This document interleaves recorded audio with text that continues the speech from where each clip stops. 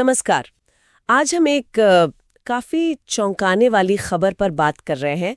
जगदीप धनखड़ का भारत के उपराष्ट्रपति पद से इस्तीफा, वो भी 21 जुलाई 2025 को अचानक। आधिकारिक तौर पर तो कहा गया है कि यह स्वास्थ्य कारणों से हुआ है, डॉक्टरों की सलाह पर, और यह संविधान के अनुच्छेद 67A के तहत मतलब तुरंत लागू हो गया। लेकिन इसमें एक पेंच है। मतलब इस्तीफे से सिर्फ 12 दिन पहले 10 जुलाई को उन्होंने खुद कहा था कि वो अगस्त 2027 तक पद पर रहेंगे, जब तक कि कोई, उन्होंने कहा, दैवीय हस्तक्षेप ना हो। तो आज हम इसी पर थोड़ी गहराई से बात करेंगे, जो रिपोर्टें हैं उनके आधार पर, कि भाई बताए गए कारण क्या है और ये जो अटकलें चल रही हैं इनमें क्या सच्चाई हो सकती है। तो सबसे पहले जो आधिकारिक पक्ष है उस पर आते हैं। इस्तीफा पत्र में तो साफ साफ लिखा है स्वास्थ्य और मेडिकल सलाह। हालांकि ये नहीं बताया गया कि स्वास्थ्य की क्या दिक्कत है, और times of India, economic times, Reuters, सब बड़े मीडिया हाउसेज ने भी यही रिपोर्ट किया है। हाँ, और देखिए, संवैधानिक नजरिए से देखें तो अनुच्छेद 67A इसकी इजाजत देता है। उपराष्ट्रपति अपना इस्तीफा राष्ट्रपति को सौंप सकते हैं, तो प्रक्रिया तो ठीक है। और ये भी सच है कि ऊंचे पदों से इस्तीफे के लिए अक्सर स्वास्थ्य का कारण दिया जाता है। पर हाँ, जब ब्यौरा न हो तो सवाल उठते हैं, ये तो है। बिल्कुल। और जो चीज सबसे ज्यादा ध्यान खींच रही है वो है टाइमिंग। इस्तीफा कब हुआ?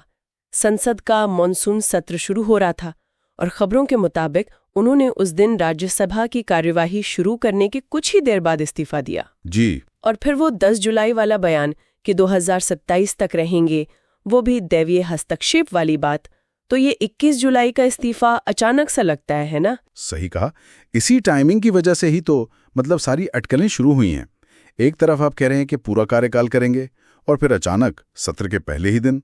ये विरोधाभास साफ है, और ये सोचने पर मजबूर करता है कि क्या वजह सिर्फ स्वास्थ्य ही है, हाँ, या कुछ और भी चल रहा था पर्दे के पीछे। और यहीं से राजनीतिक अटकलों का दौर शुरू होता है जी। विपक्ष के नेता जैसे कांग्रेस के जयराम रमेश हैं, वो इशारा कर रहे हैं कि ये मामला राजनीतिक है। एनडीटीवी की एक रिपोर्ट में एक खास बात उठाई गई है कि धनखड़ ने विपक्ष का एक नोटिस स्वीकार कर लिया था।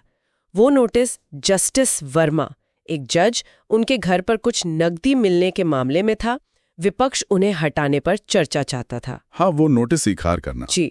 और रिपोर्ट कहती है कि ये कदम शायद सरकार की लाइन से अलग था, जिससे शायद कोई टकराव जैसी स्थिति बन गई हो। और ये जस्टिस वर्मा वाला मामला महत्वपूर्ण हो सकता है, क्योंकि ये कार्यपालिका और न्यायपालिका के बीच किसी संभावित मतभेद की तरफ इशारा कर सकता था।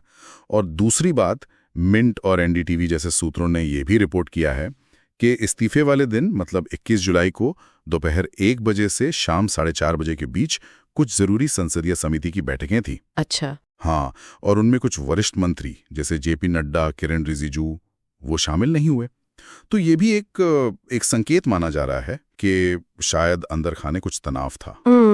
लेकिन देखिए, ये सब अभी रिपोर्टों और सूत्रों के हवाले से। बिल्कुल सही बात है। तो मतलब हमारे सामने दो अलग अलग नैरेटिव हैं। एक है आधिकारिक कहानी स्वास्थ्य कारण, और दूसरी तरफ है ये राजनीतिक अटकलें, जस्टिस वर्मा मामला, सरकार से मतभेद, मंत्रियों की गैर मौजूदगी।